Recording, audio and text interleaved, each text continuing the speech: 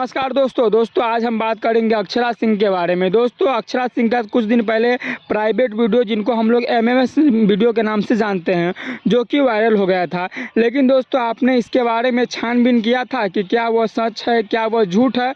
नहीं किया था। तो दोस्तों आज हम आपको बताएंगे कि इस वीडियो का असली सच्चाई क्या था। लेकिन दोस्तों बताने से पहले अगर आप लोग मेरे चैनल पर नए हैं तो प्लीज़ मेरे चैनल को सब्सक्राइब कर लीजिए, क्योंकि हम इसी तरह का खतरा खबर लाते रहते हैं सिर्फ और सिर्फ आपके लिए। दोस्तों कुछ दिन पहले सोशल मीडिया पे अक्षरा सिंह का एमएमएस वीडियो वायरल हुआ था, जो कि बहुत ज़्यादा वायरल हुआ था, जो कि सबके पास पहुंच गया था।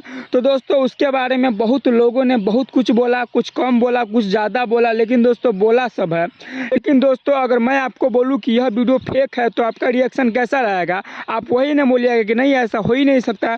मैं इस वीडियो को एक बार नहीं बल्कि 50 बार देखा हूँ। इस वीडियो में अक्षरा सिंह ही थी। लेकिन दोस्तों मैं एक बार फिर से बोलूँगा कि यह वीडियो फेक है तो आपके मन में घबराहट होगी कि असल में बात क्या है। दोस्तों असल में बात क्या है आइए हम आपको बताते हैं।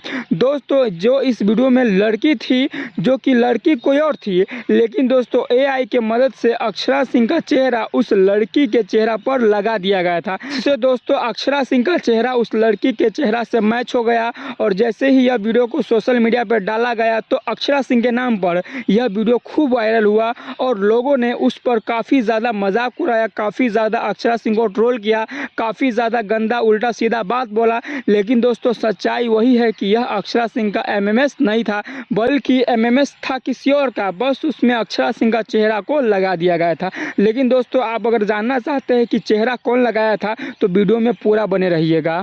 दोस्तों आज से कुछ दिन पहले अक्षरा सिंह और पवन सिंह के साथ काफ़ी ज़्यादा झगड़ा हुआ था, जिसमें दोस्तों सारे पब्लिक अक्षरा सिंह को भी ट्रोल किए थे और पवन सिंह को भी काफ़ी ज़्यादा ट्रोल किए थे।